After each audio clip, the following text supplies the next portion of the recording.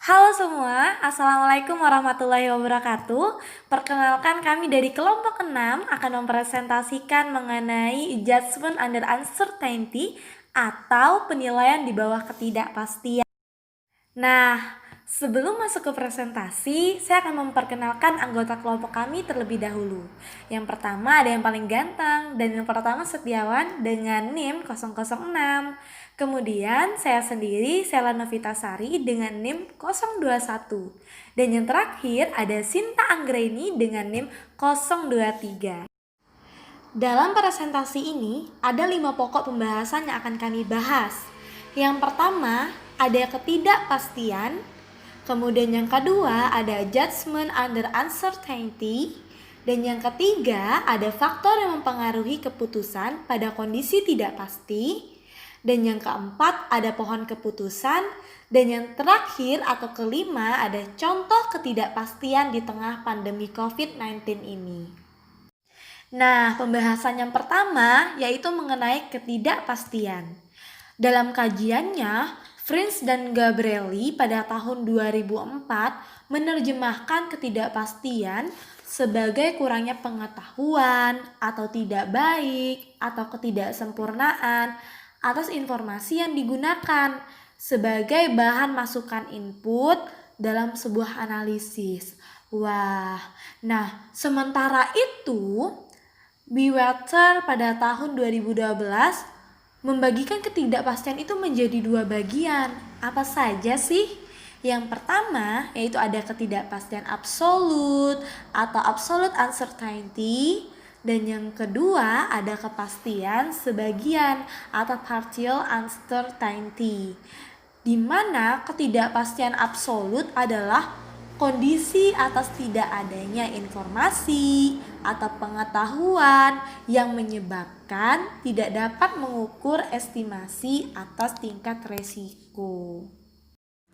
Nah, jika tadi kita sudah membahas mengenai ketidakpastian, sekarang kita akan membahas mengenai judgment under uncertainty. Apa sih sebenarnya itu? Judgment under uncertainty adalah sebuah kondisi di mana pengambilan keputusan mengandung beberapa komponen. Apa saja komponen di dalamnya? Yang pertama, ada keputusan itu sendiri dan kejadian yang dapat terjadi di masa yang akan datang. Kemudian yang kedua, ada pengambilan keputusan tidak yakin atas kondisi dasar yang akan datang dan tidak memiliki kendali atas kondisi dasar tersebut. Nah, baiklah, presentasi selanjutnya akan dilanjutkan oleh Sinta Anggreni. Baiklah, selanjutnya faktor yang mempengaruhi pengambilan keputusan pada kondisi tidak pasti. Ada 6 hal yang mempengaruhi hal tersebut. Yang pertama yaitu tidak diketahui kemungkinan munculnya kondisi tersebut. Yang kedua yaitu tidak dapat menentukan probabilitas atas hasil yang keluar. Yang ketiga, yang diketahui hanyalah kemungkinan hasil suatu tindakan, tetapi tidak dapat diprediksi berapa besar probabilitas setiap hasil tersebut. Yang keempat yaitu pengambilan keputusan tidak mempunyai pengetahuan atau informasi lengkap mengenai peluang terjadinya bermacam-macam keadaan tersebut. Kelima, hal yang akan diputuskan biasanya relatif belum pernah terjadi. Yang keenam, tingkat ketidakpastian keputusan semacam ini dapat dikurangi dengan beberapa cara, diantaranya yaitu mencari informasi yang lebih banyak. Yang kedua yaitu melalui riset atau penelitian. Yang ketiga yaitu menggunakan probabilitas subjektif.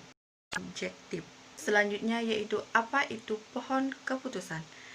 Pengertian pohon keputusan adalah memperhatikan faktor-faktor kemungkinan atau probabilitas yang akan mempengaruhi alternatif-alternatif keputusan tersebut, disertai dengan estimasi hasil akhir yang akan didapat bila kita mengambil alternatif keputusan tersebut.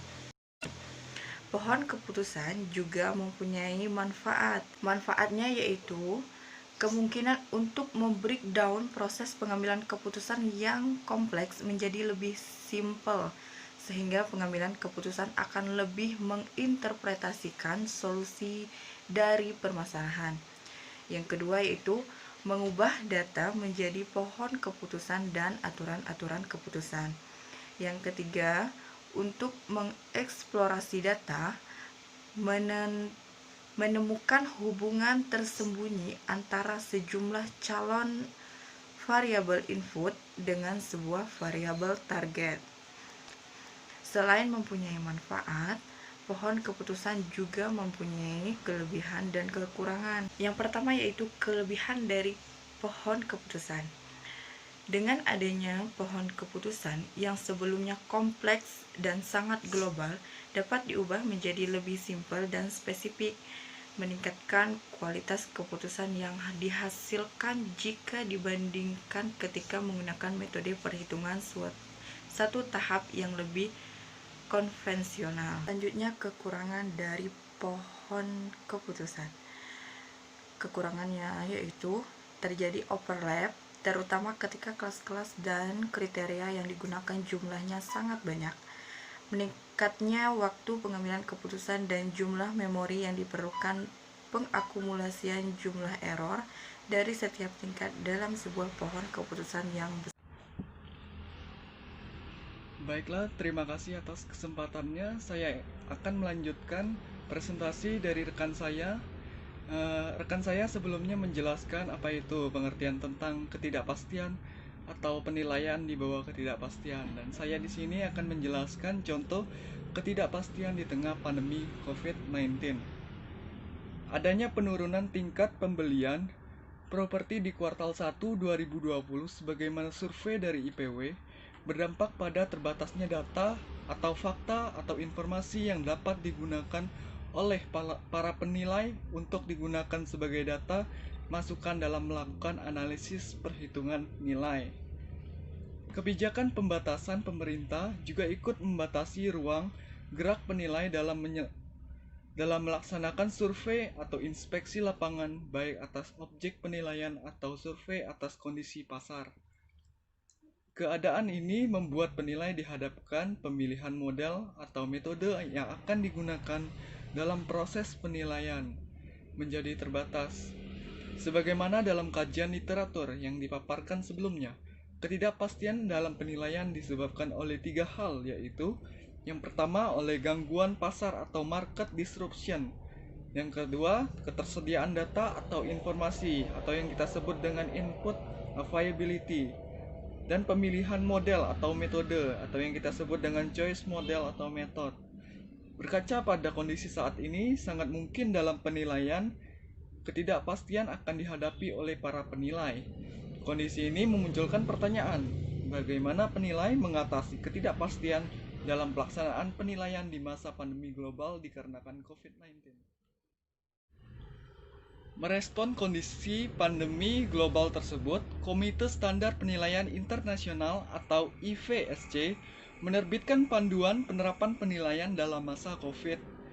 Hal ini diikuti oleh semua lembaga atau asosiasi profesi penilai di seluruh dunia, termasuk di Indonesia, di mana MAPPI menerbitkan petunjuk teknis khusus SPI penilaian dalam kondisi bencana COVID-19.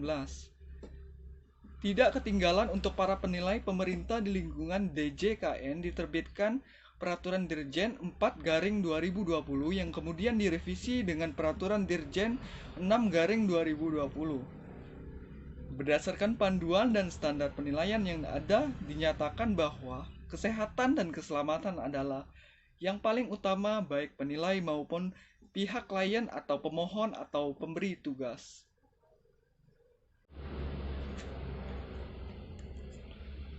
Ketidakpastian di tengah pandemi COVID-19. Hal-hal yang perlu diperhatikan dalam melaksanakan analisis perhitungan nilai sebagai berikut. Yang pertama, buatlah cakupan penentuan yang tepat untuk penugasan yang diberikan penggunaan yang dimaksudkan. Yang kedua, terapkan analisis pasar pada tingkat yang sesuai untuk penugasan dan konsisten dengan ruang lingkup penentuan penugasan. Yang ketiga, memahami penyebab pasar yang berubah, kenali tanda-tanda pasar yang berubah. Dan yang keempat, komunikasi analisis pasar dengan jelas dalam laporan penilaian. Yang kelima, tunjukkan dengan jelas dalam laporan penilaian bahwa opini nilai yang dihasilkan tersebut mungkin tidak berkelanjutan atau tidak dapat digunakan di masa mendatang.